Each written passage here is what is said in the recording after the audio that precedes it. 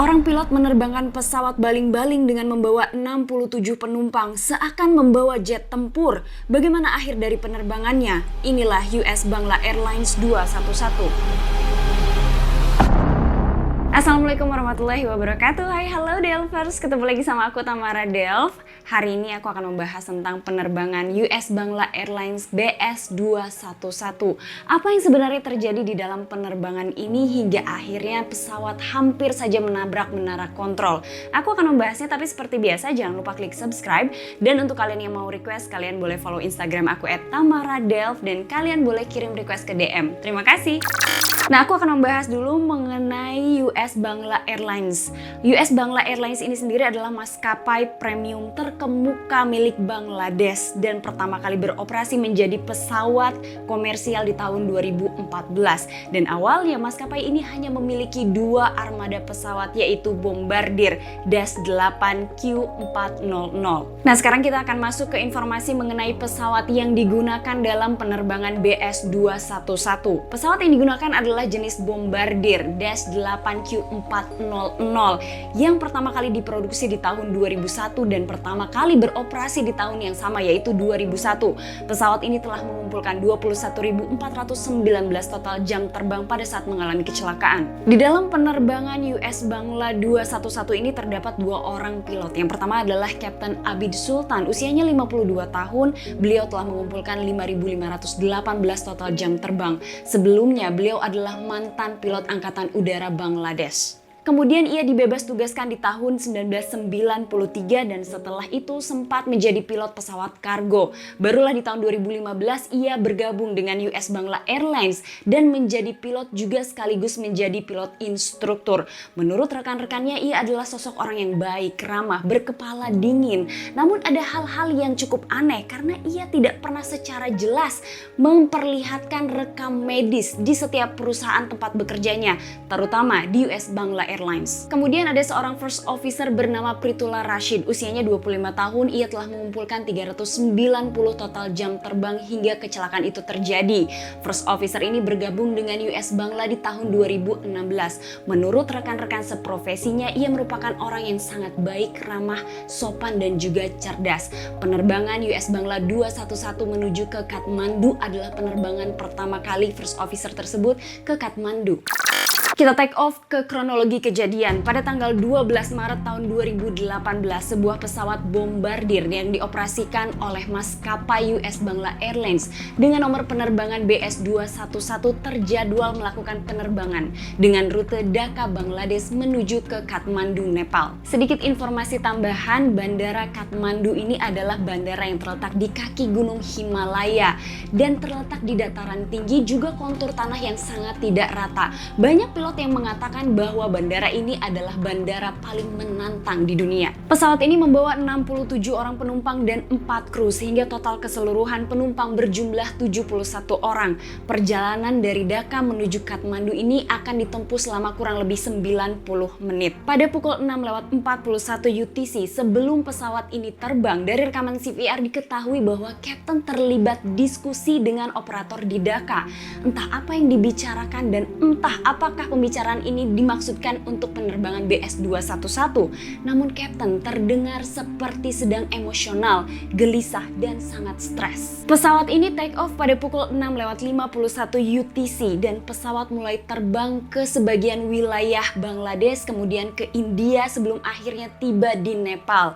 Pesawat ini akhirnya masuk melalui kawasan Nepal dan pada pukul 8:07 UTC pesawat ini mulai berkomunikasi dengan menara kontrol Kathmandu. First officer kemudian meminta kepada petugas menara kontrol untuk turun ke ketinggian 16.000 kaki dan kemudian izin itu diberikan.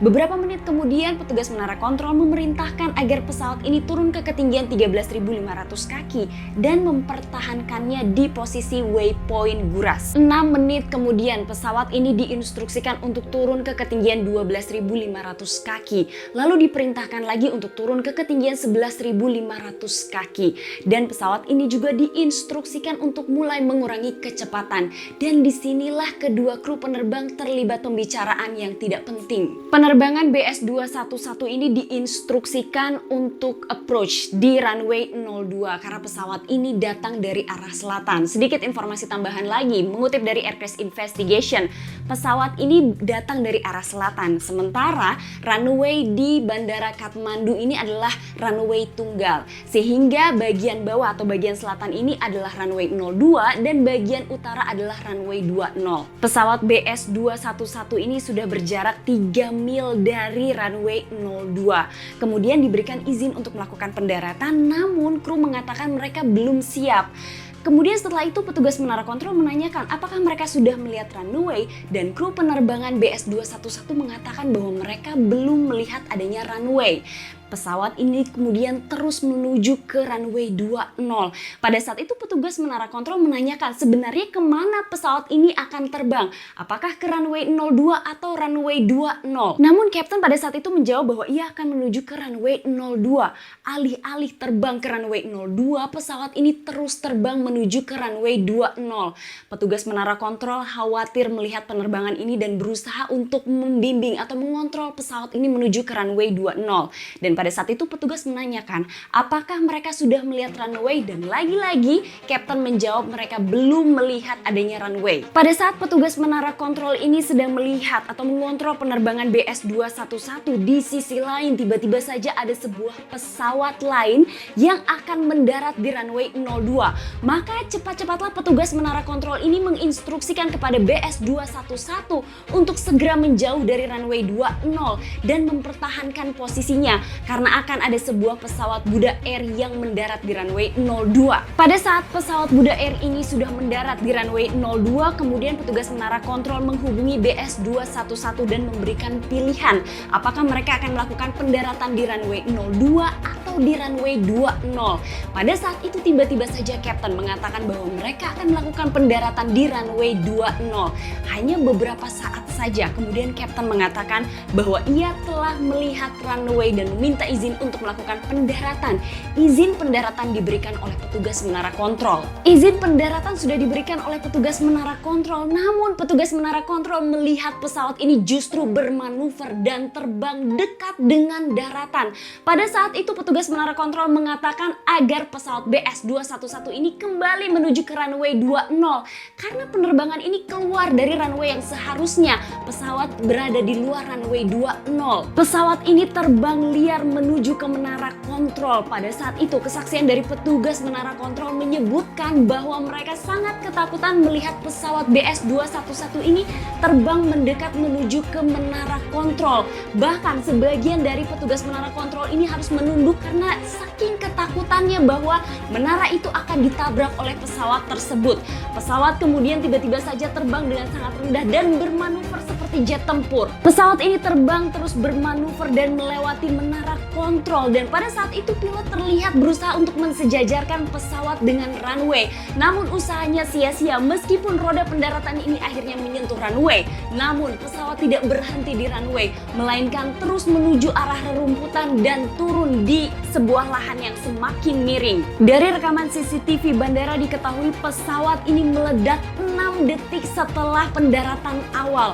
Kemudian petugas pemadam kebakaran bandara segera meluncur ke lokasi kejadian kecelakaan. Di sanalah mereka benar-benar berpikir bahwa semua orang penumpang di dalam penerbangan itu meninggal dunia. Namun tim evakuasi mengatakan sebanyak 49 orang meninggal dunia dan sisanya langsung dibawa ke rumah sakit dalam kondisi luka-luka berat.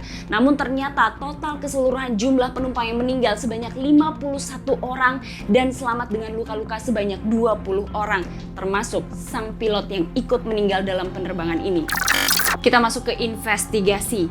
Komisi multinasional dibentuk untuk menyelidiki tragedi kecelakaan ini yang terdiri dari delegasi Nepal, Bangladesh, dan juga Kanada selaku negara pembuat pesawat bombardir. Tujuan dari investigasi ini adalah untuk mengetahui penyebab dari kecelakaan dan agar kecelakaan ini tidak pernah terulang lagi di masa yang akan datang. Timbul banyak pertanyaan pada saat sedang dilakukannya investigasi mengenai bagaimana mungkin sebuah pesawat bisa terbang liar di sebuah runway. Pesawat ini pecah menjadi dua kedua bagian kemudian rusak dan ruang kokpit benar-benar hancur. Namun beruntung tim penyelidik ini masih dapat menyelamatkan 2 alat perekam dari kebakaran pesawat. Kedua alat perekam ini langsung dibawa ke Ottawa, Kanada untuk segera dianalisa. Tim penyelidik pada saat itu fokus untuk memintai keterangan dari beberapa pihak. Di antaranya adalah penumpang yang selamat, kemudian petugas menara kontrol, dan melihat rekaman CCTV bandara mengenai penerbangan BS211. Dari keterangan para penumpang yang selamat diketahui bahwa tidak ada sesuatu hal yang aneh hingga pesawat ini mendekat menuju bandara.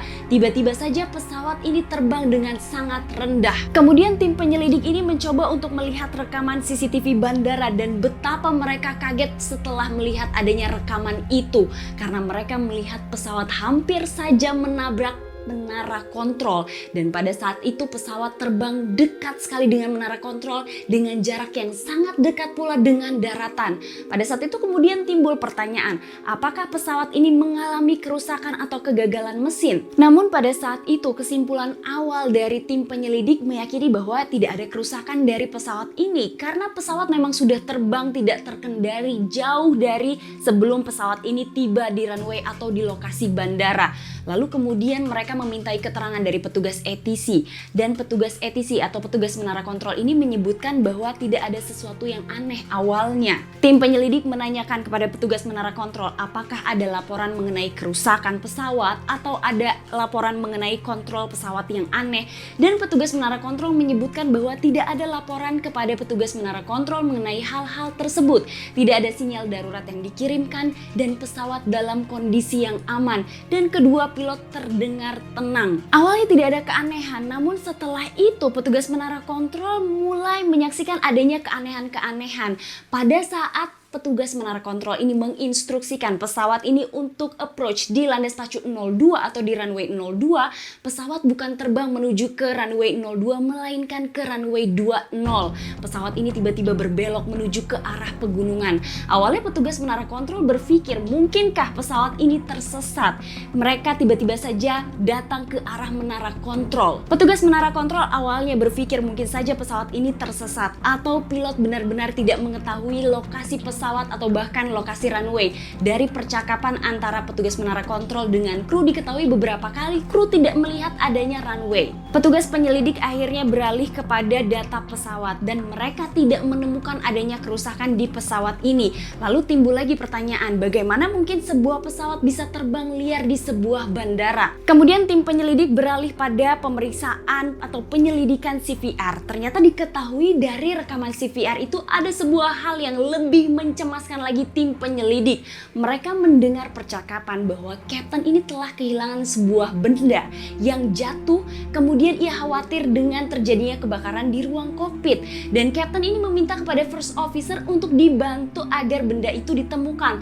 Maka tim penyelidik berpikir pada saat itu Kapten sedang merokok di ruang kokpit. Hal itu benar-benar menyalahi prosedur penerbangan, terutama pada saat sedang melakukan approach. Kapten melakukan pelanggaran di ruang kokpit dengan merokok, kemudian tidak mengikuti instruksi dari petugas menara kontrol untuk hold di waypoint Guras. Setelah itu ia tidak memastikan apakah roda pendaratan ini sudah turun atau belum, dan ia melewatkan landing checklist. Bukan hanya itu, tapi bunyi peringatan yang muncul di ruang kokpit seperti diabaikan oleh Kapten. Apa sebenarnya yang menjadi penyebab hingga akhirnya Kapten melakukan hal itu? Penyelidik kemudian beralih kepada latar belakang dan juga profil dari sang Kapten ini, dan diketahui bahwa Kapten ini adalah pilot yang berpengalaman. Bahkan ia sering terbang menuju ke Kathmandu. Lalu apa yang sebenarnya terjadi di dalam penerbangan ini? Tim penyelidik kemudian menyelidiki lagi rekaman CVR dari awal. Kemudian mereka memperhatikan pembicaraan yang dilakukan oleh Kapten. Awalnya pada saat pesawat ini sebelum terbang, ia terlibat pembicaraan dengan operator di Dhaka mengenai bahan bakar. Ternyata pembicaraan itu itu bukan ditujukan untuk penerbangan BS211, melainkan untuk pesawat lain. Namun pada saat itu sang kapten terdengar marah, stres, dan juga sangat gelisah. Dari rekaman CVR inilah juga diketahui bahwa kapten sebenarnya tidak berhenti berbicara dari awal penerbangan hingga sesaat sebelum terjadinya kecelakaan.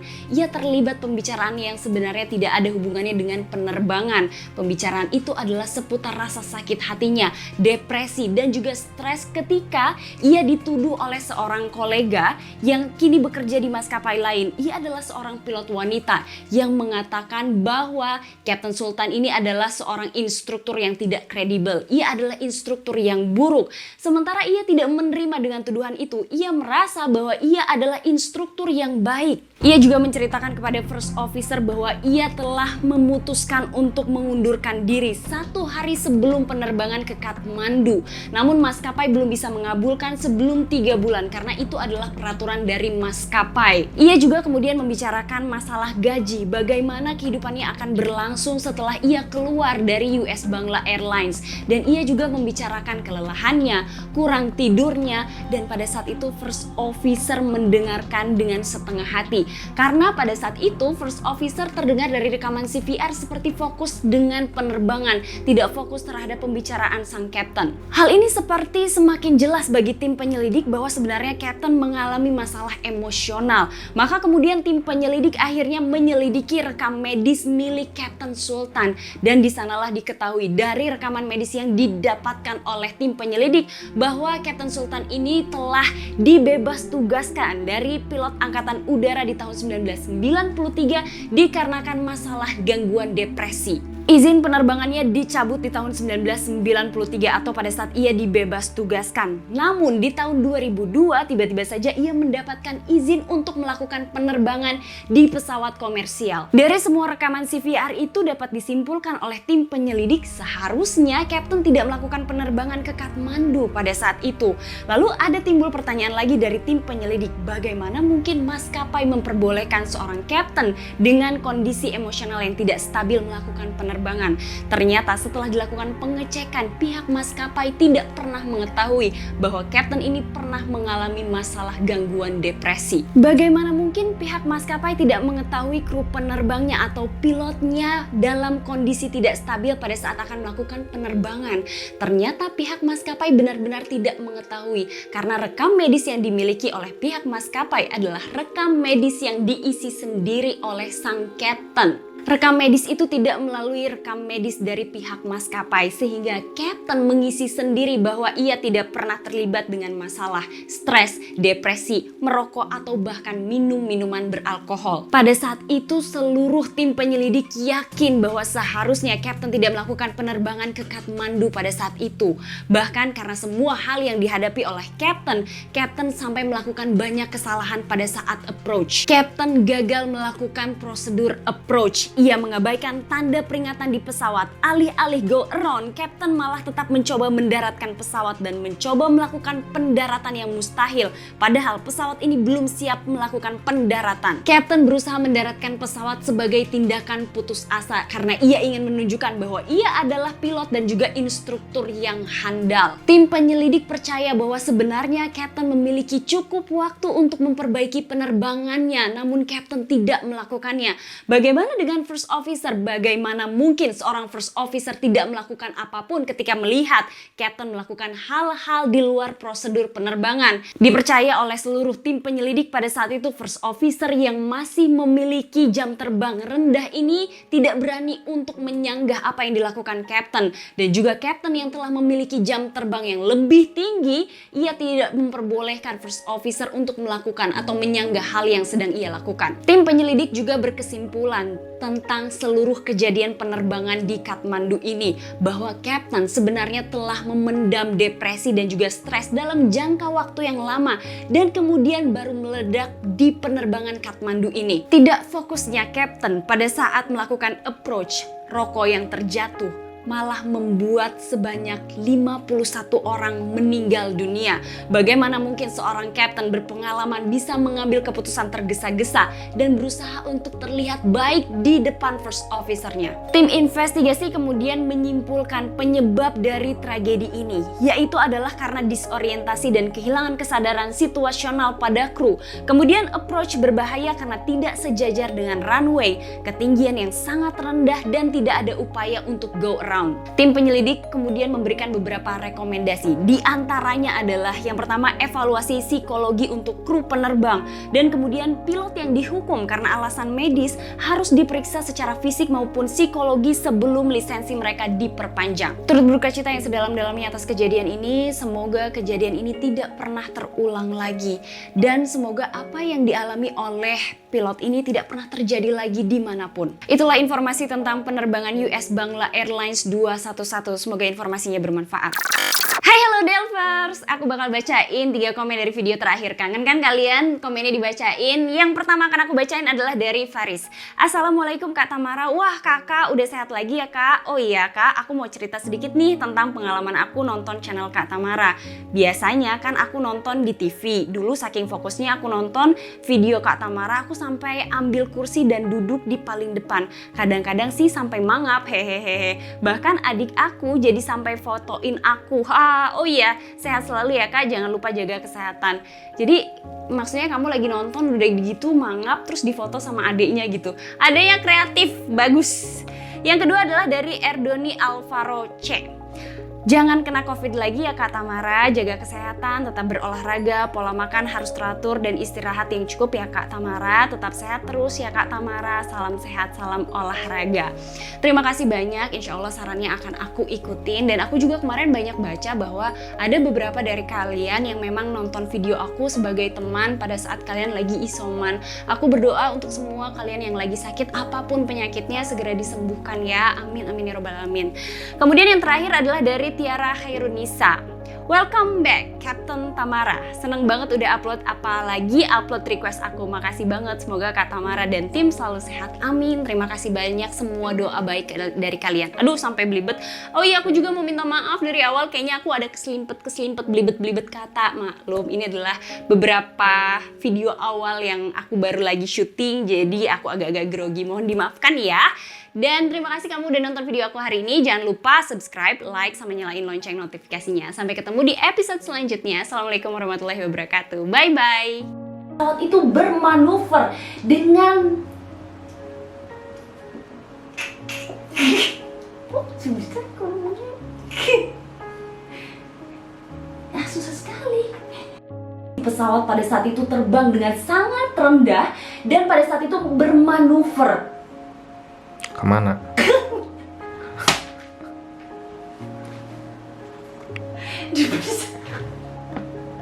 Kemudian berjalan atau terus berguling-guling di atas pasir.